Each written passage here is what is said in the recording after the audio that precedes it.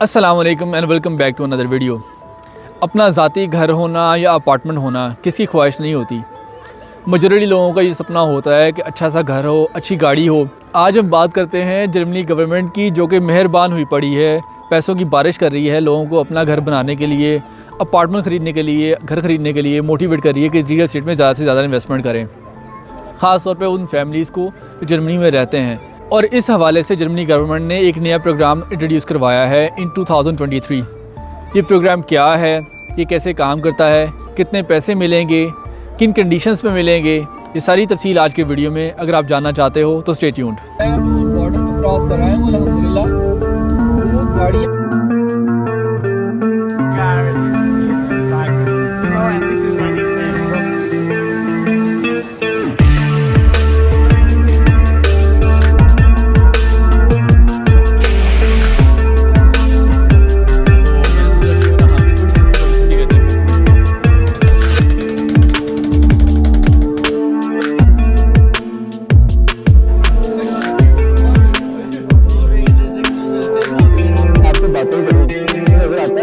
हाँ जी, तो बात कर रहा हूँ मैं जर्मनी में अपने घर की। जो लोग यहाँ पे रहते हैं ख़ास तौर पे उनको अंदाज़ा है कि जर्मनी में प्रॉपर्टी बहुत ज़्यादा महंगी होती है, एक्सपेंसिव है काफ़ी ज़्यादा यहाँ पे ना। इसी वजह से बहुत सारे लोग अपार्टमेंट्स या जो हाउसेस में रह रहे हैं वो रेंट पे रह रहे होते हैं, बल्कि ऐसे बहुत सारे हैं जो सारी ज़िंदगी रेंट पे गुजार देते हैं, अपना घर ख़रीदते ही नहीं है, अफोर्ड नहीं कर पाते, क्योंकि वो इतनी सेविंग नहीं हो पा रही होती कि अपना घर ख़रीदें। उसकी वजह से वो बैंक से लोन लेते हैं। लेकिन जर्मनी गवर्नमेंट ने पिछले कुछ अर्से से नए नए प्रोग्राम्स इंट्रोड्यूस करवाए हैं कि जो लोगों को मोटिवेट कर रहे हैं अपना घर ख़रीदो भाई, अपना अपार्टमेंट ख़रीदो, और ख़ास तौर पे उन लोगों को मोटिवेट कर रहे हैं कि जो कि फैमिलीज़ के साथ हैं। अच्छा, मैं ना जल्दी वीडियो बना लेता हूँ। मेरा इरादा था यहाँ बाहर आके वीडियो बनाऊँगा, लेकिन एक तो यहाँ पे सर्दी आहिस्ता आहिस्ता ज़्यादा होती जा रही है, हवा चल रही है जिसकी वजह से ठंड लग रही है। तो मैं अब कोई बड़े बड़े डायलॉग नहीं बोलता, फटाफट आपको तफसील शेयर करता हूँ कि ये प्रोग्राम क्या है और कैसे आपको पैसे मिलेंगे। इस प्रोग्राम का नाम है KFW 300 और इसकी बेसिस पे गवर्नमेंट जो फैमिलीज़ हैं उनको 1,70,000 यूरो से लेकर 2,70,000 यूरो तक पैसे दे रही है कि वो अपना अपार्टमेंट ख़रीदें और घर ख़रीदें। और पैसे ये उन लोगों को मिलने हैं जो फैमिलीज़ हैं। फैमिलीज़ मीन लाइक कि आपकी फैमिली है और आपके पास कम से कम एक चाइल्ड है आपका, या अगर कोई सिंगल पेरेंट भी है और उसका भी एक बच्चा है 18 साल से कम एज का, तो ये प्रोग्राम एक्चुअली उन लोगों के लिए है। और इसमें एक्चुअली डिपेंडेंस ये भी है कि आपकी इनकम कितनी है। लेकिन अगर आपका स्टेटस सिंगल है, आपकी फैमिली नहीं है, या अगर आपकी फैमिली है भी लेकिन कोई अभी बच्चा नहीं है, तो फिर भी आप परेशान ना हो, गवर्नमेंट आपकी तलवीज़ हो रही है, तुसी हौसला करो, ताल भी पैसे मिलोगे। उसके मुतल्लिक भी मैंने एक डिटेल इन्फॉर्मेशन वीडियो बनाई हुई है, उसका लिंक लेफ़्ट पे या राइट पे कहीं आ रहा होगा, आप वो जाके देखें। उस प्रोग्राम के तहत आपको भी 1.5 लाख यूरो गवर्नमेंट सपोर्ट कर रही है फाइनेंशली कि आप गवर्नमेंट से लोन लें आसान एक साथ पर। आप वो जाके वीडियो देखें, शायद आपके वो इन्फॉर्मेशन काम आए। और good luck to you also कि आप भी अपना घर ख़रीदो तो परेशान नहीं हो। अगर जनरली अगर आपने बैंक से लोन लेना हो या किसी और से उधार लेना हो तो वो आपसे ये पूछते हैं आपके पास एसेट्स क्या हैं जो आप गिरवी रखवाओगे। अगर खुदा न खास्ता आपने हमारा लोन वापस नहीं किया तो फिर हमें पैसे हमारे वापस कहाँ से मिलेंगे। लेकिन कभी आपने ये सोचा, इमेजिन किया है कि आपको पैसे इस बेसिस पे मिल रहे हैं कि आपके पास कोई प्रॉपर्टी नहीं है, आपके पास ज़्यादा पैसे नहीं हैं, तो ये लो पैसे हमसे लो, जाके अपना घर बना लो और घर खरीद लो। तो हाँ जी, ये प्रोग्राम है जो जर्मनी गवर्नमेंट ने इंट्रोड्यूस करवाया है, जो KAF 300 के नाम से है, जो फैमिलीज़ के लिए है। मैं सबसे पहले इसकी कंडीशंस आपको बता देता हूँ कि इन पैसे किन को मिलेंगे और कितने मिलेंगे। एक्चुअली इस प्रोग्राम के मुताबिक जो लोग लो वेजेस है, जिनकी जो पैसे कम कमाते हैं, उनके लिए प्रोग्राम है। और लो वेजेस से मुराद स्टार्टिंग फ्रॉम 90,000 यूरोज़ पर फैमिली पर ईयर। अगर आपकी फैमिली 90,000 यूरो तक कमा रही है एक साल में, यानी कि अगर आपका एक बेबी है तो 90,000 यूरोज़ पर ईयर आपकी सैलरी होनी चाहिए कंप्लीट फैमिली की। और अगर आपके 2 बच्चे हैं तो फिर 1 लाख यूरो तक आपकी सैलरी होनी चाहिए, 1 लाख यूरो से कम होनी चाहिए। और अगर आपके 5 बच्चे हैं फ़र्ज़ करो तो वो 1,30,000 यूरो तक आपकी सैलरी होनी चाहिए या इनकम होनी चाहिए पूरे घर की, पूरी फैमिली की जो आप कमा रहे हो। अगर 90,000 यूरोज़ अगर आपकी सैलरी है उससे कम है और आपका एक बेबी है, तो आप लोग गवर्नमेंट से 1,70,000 यूरो क्लेम कर सकते हो या 2,20,000 यूरो क्लेम कर सकते हो। ये 2 डिफरेंट ऑप्शंस इसलिए हैं क्योंकि जो अपार्टमेंट है या घर है उसकी करैक्टरिस्टिक्स क्या हैं, उसकी प्रॉपर्टीज़ क्या हैं। और ये एक्चुअली प्रोग्राम है लोगों को मोटिवेट करने के लिए कि वो एनर्जी एफिशिएंट हाउसेस में इन्वेस्ट करें, या जो सस्टेनेबल एनर्जी पे घर ऑपरेट कर रहे होंगे, उनकी इलेक्ट्रिसिटी है, पावर सप्लाईज़ है, एनर्जी जितनी भी है वो सस्टेनेबल एनर्जी पे होगी, तो उन प्रोग्राम्स को मोटिवेट करने के लिए ये प्रोग्राम है। एनर्जी एफिशिएंट हाउसेस की वैल्यू EH 40 काउंट होती है। और एक QNG फैक्टर है। QNG फैक्टर आप गूगल कर सकते हो। वो हाउस की कोई करेक्टरिस्टिक्स हैं कि उसकी जो आउटर वॉल्स हैं वो उनकी जो आइसोलेशन है वो क्या वैल्यूज़ होनी चाहिए, या जो सस्टेनेबल एनर्जी के सोर्सेज हैं वो कौन कौन से होने चाहिए। तो जो नॉर्मली मेजॉरिटी 2022 से ऑनवर्ड या 2023 से ऑनवर्ड जो घर बन रहे हैं या रेजिडेंशियल एरियाज़ बन रहे हैं वो सभी के सभी एनर्जी एफिशिएंट हाउसेस 40 वैल्यू के साथ हैं, QNG वैल्यू के साथ हैं। ये आपके सामने स्क्रीन के ऊपर टेबल चल रहा है। इसके ऊपर तफसील सारी लिखी हुई है कि कितने नंबर ऑफ़ चिल्ड्रन आपके हों और आपकी जो हर साल सैलरी है, मैक्सिमम सैलरी वो कितनी हो, तो आप मैक्सिमम लोन कितना क्लेम कर सकते हैं गवर्नमेंट से। इसके मुताबिक ये है कि अगर आपके 5 बच्चे हैं या 5 से ज़ायद हैं तो आप 1,30,000 यूरो आपका थ्रेशोल्ड होगा सालाना सैलरी का, और आप गवर्नमेंट से 2,70,000 यूरो तक पैसे ले सकते हो अपना अपार्टमेंट ख़रीदने के लिए, अपना घर ख़रीदने के लिए, या अपना घर कंस्ट्रक्ट करने के लिए। अगर कंस्ट्रक्शन करनी है तो आपने वही एफिशिएंट हाउसेस 40 वाली कंस्ट्रक्शन करवानी है और QNG फैक्टर्स के साथ। ये इतने सारे पैसे गवर्नमेंट आपको फ्री में दे रही है, लेकिन लोन दे रही है, आपने ये पैसे वापस करने हैं। लेकिन लोन इस शक्ल में दे रही है कि इसका इंटरेस्ट रेट बहुत ही ज़्यादा कम है। कंडीशंस इतनी ज़्यादा अट्रैक्टिव हैं, 0.01% इंटरेस्ट रेट पे आपको गवर्नमेंट ये लोन दे रही है। अब आप इमेजिन करो अगर आपने 2 लाख यूरो भी लोन लिया है तो 0.01% का मतलब ये है आपने एक साल में सिर्फ 20 यूरो गवर्नमेंट को इंटरेस्ट के तौर पर वापस करने हैं। या अगर आपने 2,70,000 यूरो लोन ले लिया है तो तकरीबन ये 27 यूरो बनेंगे जो एक साल में आपने इंटरेस्ट के तौर पर वापस करने हैं। और इस लोन का जो ड्यूरेशन है वो 10 साल से लेके 25 साल तक हो सकता है। जो 10 साल तक का है वो उसमें 0.01% इंटरेस्ट रेट है, लेकिन अगर आप ये लोन 25 साल के लिए लेना चाहते हो तो फिर इंटरेस्ट रेट थोड़ा सा ज़्यादा है। वो सारी तफसील आपको इस टेबल में नज़र आ रही होगी या स्क्रीन पर नज़र आ रही होगी। उसके अलावा जब आप अपने फाइनेंशियल कंसल्टेंट के साथ बात करोगे तो तभी वो सारी तफसील आपके साथ शेयर कर लेगा। लेकिन इवन देन अगर आप 25 साल के लिए भी ये लोन लेते हैं और इंटरेस्ट रेट थोड़ा ज़्यादा भी है, फिर भी इसकी कंडीशंस बहुत ज़्यादा आसान हैं। और अगर आप कंपेयर करो इस लोन को जो आप बैंक से लोन लेते हो तो उसके मुकाबले में तो ये बहुत ज़्यादा अट्रैक्टिव है। अब अगला सवाल ये है कि आप ये लोन कैसे ले सकते हो, इसका प्रोसेस क्या है, स्टार्ट कैसे करना है। आप डायरेक्टली ये लोन नहीं ले सकते, किसी ना किसी फाइनेंशियल कंसल्टेंट की या जो प्रॉपर्टी रियल एस्टेट कंसल्टेंट होते हैं उनकी आपको ज़रूरत पड़ेगी, क्योंकि उनके ज़रिए सारा प्रोसेस होगा। या जो आपका हाउस बैंक है जिसमें भी आपका बैंक अकाउंट है आप उनसे भी रब्ता कर सकते हो, क्योंकि उनको भी सारी इन्फॉर्मेशन है। एक्चुअली ये जो लोन मिलेगा ये किसी न किसी बैंक के ज़रिए या फाइनेंशियल कंसल्टेंट के ज़रिए मिलेगा। और वो जो फाइनेंशियल कंसल्टेंट या आपका जो बैंक का रिप्रेजेंटेटिव है वो आपसे 2 सवाल पूछेगा। सबसे पहले एक कि आपने क्या प्रॉपर्टी सेलेक्ट कर ली है जो आप ख़रीदना चाहते हो, वो अपार्टमेंट हो सकता है, वो घर हो सकता है किसी भी एरिया में, तो आपने क्या वो सेलेक्ट कर लिया हुआ है। और दूसरा आपके पास क्या सर्टिफिकेट है जो एनर्जी एफिशिएंसी को या जो सस्टेनेबल एनर्जी के रिसोर्सेज हैं वो हाउस इस्तेमाल कर रहा है, उसका सर्टिफिकेट आपके पास है। तो आपका मुमकिन है जवाब होगा नो कि आपके पास वो सर्टिफिकेट नहीं है।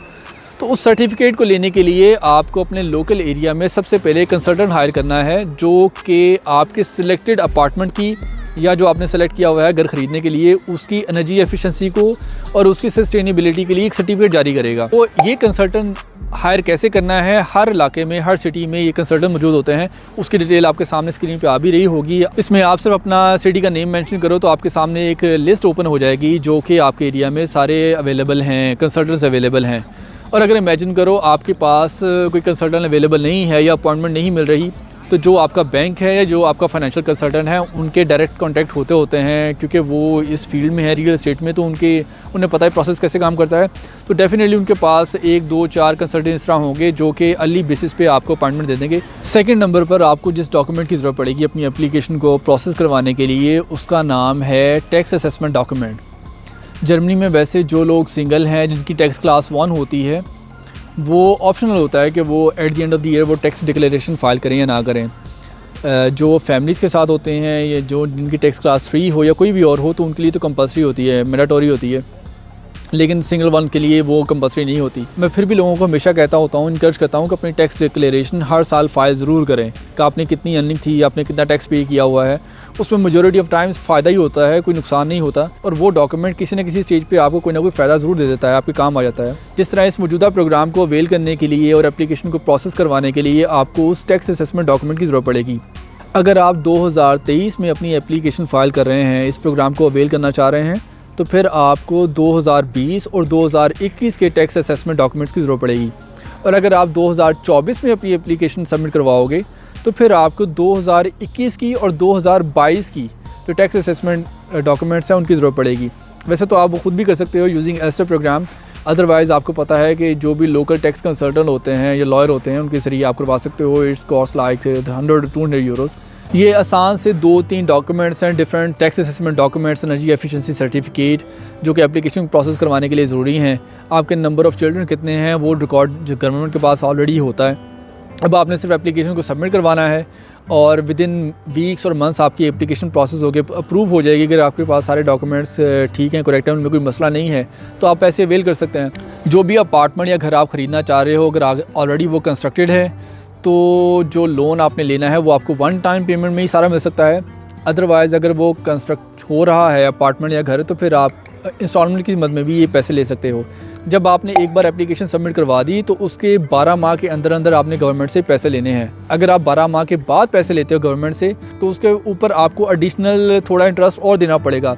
फिर आप गवर्नमेंट आपसे नाराज़ हो जाएगी एक्चुअली, कि वो कहेगी आपने हमसे पैसे अभी तक लिए क्यों नहीं है। यानी कि आप ये इमेजिन करो, गवर्नमेंट पैसे देने के लिए इतनी ज़्यादा उतावली हुई पड़ी है कि आप हमसे बस पैसे ले लो। लोन लेने के लिए जो डॉक्यूमेंट्स की लिस्ट थी वो तो बड़ी छोटी है, 2-3 डॉक्यूमेंट्स है सिर्फ, वो ज़्यादा नहीं है।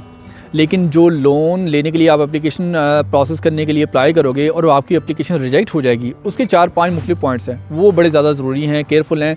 वो मैं अभी आपसे शेयर करता हूँ कि किन कंडीशंस पे आपकी जो एप्लीकेशन है वो रिजेक्ट हो सकती है, तो उसका ख्याल करना है। सबसे पहली कंडीशन, इस बारे में मैंने पहले भी आपसे बात की है कि ये लोन एक्चुअली फैमिलीज़ के लिए है या सिंगल पेरेंट्स के लिए है। तो जिस दिन आप एप्लीकेशन सबमिट करवा रहे हो उस दिन आपके बच्चे की एज 18 साल या उससे कम होनी चाहिए। दूसरी उसमें कंडीशन ये है कि चूँकि ये लोन मिल रहा है 10 साल के लिए, कम से कम 10 साल या उससे ज़्यादा के लिए भी मिल सकता है, लेकिन अगर 10 साल के लिए मिल रहा है तो आपने इंश्योर करना है आप कम से कम 5 साल उस अपार्टमेंट में या उस घर में रहोगे जिसके लिए आपने ये इन्वेस्टमेंट गवर्नमेंट से ली है। ये सेकंड कंडीशन है, इस चीज़ को भी आपने इंश्योर करना है। तीसरी कंडीशन है, आपको ये लोन तब मिलेगा अगर आपने गवर्नमेंट से पहले ऑलरेडी कोई लोन नहीं लिया हुआ, वो बाउ किंडरगार्टन की शक्ल में हो या वो ऑलरेडी आपने कोई फाइनेंसिंग ली हुई है किसी भी और शक्ल में KFW बैंक से, तो फिर भी आपको ये लोन में ही मिलेगा। चौथी कंडीशन है, आपको ये लोन मिलेगा रेजिडेंशियल प्रॉपर्टी में, रियल एस्टेट में इन्वेस्ट करने के लिए, और वो प्रॉपर्टी अपार्टमेंट हो या घर हो वो हॉलीडेज़ अपार्टमेंट ना हो। अब जो जर्मनी में लोग रहते हैं उनको पता है कि यहाँ पे फेरियन अपार्टमेंट होते हैं या फेरियन हाउसेस भी होते हैं जहाँ पे लोग सिर्फ छुट्टियाँ मनाने के लिए जाते हैं और वहाँ रहते हैं। तो ये उन घरों के या कंस्ट्रक्शन के लिए या उन घरों की खरीदो फरोख्त के लिए या अपार्टमेंट्स की खरीदो फरोख्त के लिए नहीं है, ये प्योरली उन रेजिडेंशियल एरियाज़ को, अपार्टमेंट्स को ख़रीदने के लिए है जहाँ पे लोग ज़्यादा टाइम नॉर्मल ज़िंदगी अपनी गुजारें, सिर्फ फेरियन के लिए ना गुजारें।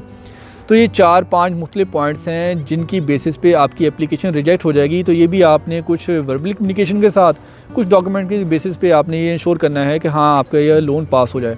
तो यार ये मुख्तसर से वीडियो थी इस प्रोग्राम के मुतालिक। ऑफ़र अच्छी है गवर्नमेंट की तरफ से और मेरा ख्याल है ज़्यादा से ज़्यादा लोगों को ये अवेल करनी चाहिए, क्योंकि आपको पता है जो लोग भी स्टुटगार्ट, म्यूनिख, हैम्बर्ग, फ्रैंकफर्ट या और भी किसी दूसरी सिटी में रह रहे हैं, वहाँ पे एटलीस्ट अपार्टमेंट की जो रेंट है वो 1200-1300 यूरो पर मंथ है, और अभी इसमें आपने हीटिंग कॉस्ट ऐड करनी है, इलेक्ट्रिसिटी ऐड करनी है। तो आप जो 1-1,500 यूरो किसी रेंट की जगह पे दे रहे हो, वही आप ये लोन लो। अगर ये लोन 2.5 लाख यूरो या 2 लाख यूरो आपके सफिशिएंट नहीं है अपार्टमेंट ख़रीदने के लिए, तो मुमकिन आपके पास कुछ और सेविंग होगी अपनी, वो अपने साथ ऐड कर सकते हो अपार्टमेंट ख़रीदने के लिए। या फ़र्ज़ करो अगर आपने 4-5 लाख यूरो का अपार्टमेंट ख़रीदना है, डिपेंडिंग अपॉन आपकी सिचुएशन कैसी है, बच्चे कितने हैं और आपकी सैलरी कितनी है, ये लोन आप गवर्नमेंट से लो और जो रिमेनिंग लोन है वो आप बैंक से लेकर अपना अपार्टमेंट ख़रीद सकते हो। तो जहाँ पर आप किराए के मकान में रह रहे हो और रेंट दे रहे हो हर महीने, वहीं आप अपना मकान, अपना अपार्टमेंट ख़रीद सकते हो और वहाँ पर अपनी ज़िंदगी गुजारो। तो मेरा तो ख्याल है कि ये ऑफ़र अच्छी है, ख़ासतौर पर फैमिलीज़ वालों के लिए तो बड़ी अच्छी ऑफ़र है। यानी कि इतनी अट्रैक्टिव ऑफ़र अभी तक जर्मनी में कभी इस तरह नहीं ऑफ़र हुई जितनी अब हो रही है। तो ये एक वैसे ये तरीका है गवर्नमेंट जिस तरह सपोर्ट करी है रियल एस्टेट को और एफिशिएंट, एनर्जी एफिशिएंट हाउसेस को प्रमोट करी है कि वो ज़्यादा से ज़्यादा ख़रीदें। अगेन मैं इसमें की पॉइंट 2 मेंशन कर दूं कि एक तो ये इसमें इंटरेस्ट इन्वॉल्व है। अगर आप इंटरेस्ट पे काम करना चाहते हैं तो भी आपकी मर्ज़ी है, अगर आप रिलीजियस बेसिस पे नहीं करना चाहते तब भी आपकी मर्ज़ी है। आपने खुद डिसाइड करना है कि क्या सही है क्या गलत है। अगर आप लोग किसी फाइनेंशियल कंसल्टेंट को जानते हो या टैक्स कंसल्टेंट को जानते हो या फाइनेंशियल ब्रोकर को जानते हो या रियल एस्टेट ब्रोकर को जानते हो जो आपकी हेल्प करे, तो वेल एंड गुड, आप उससे रब्ता करें। अगर आपके पास कोई नहीं जानने वाला, ख़ासतौर पर फाइनेंशियल कंसल्टेंट आपके पास नहीं है जो आपकी हेल्प कर सके, तो आप मुझसे रब्ता करो। तो मैं अपने फाइनेंशियल कंसल्टेंट से आपको कनेक्ट करवा दूंगा और आप उसके ज़रिए सारी इन्फॉर्मेशन ले सकते हो और ये लोन अप्लाई कर सकते हो। जर्मनी में प्रॉपर्टी कैसे ख़रीदते हैं, किन किन चीज़ों का ख्याल करते हैं, ये मैंने प्रोसेस 2-3 बार बड़ा क्लोजली देखा है। तो अगर आप ये इन्फॉर्मेटिव वीडियो चाहते हो मैं बनाऊं कि किन किन चीज़ों को, फैक्टर्स को देखते हुए प्रॉपर्टी ख़रीदते हैं, वो चाहे एनर्जी एफिशिएंट हाउसेस हैं या कोई भी दूसरी प्रॉपर्टी है, रेजिडेंशियल प्रॉपर्टी, तो वो मुझे आप कमेंट बॉक्स में लिखें या मुझे इंस्टाग्राम पे लिखें। मैं उसके मतलब भी फिर वीडियो बनाऊंगा और आपसे शेयर करूंगा, और अपने एक्सपीरियंसेस भी फिर आपसे शेयर करूंगा कि क्या क्या ज़रूरी चीज़ें हैं जो आपने केयरफुल होकर डिसाइड करनी होती हैं, जो आपके लिए ज़्यादा फ़ायदेमंद है फ्यूचर को देखते हुए। आज की वीडियो के लिए इतना ही। दोबारा नेक्स्ट टाइम किसी नई वीडियो में, किसी नए टॉपिक पे या किसी टूर पर मुलाकात होगी। टिल देन टेक केयर, अल्लाह हाफ़िज़।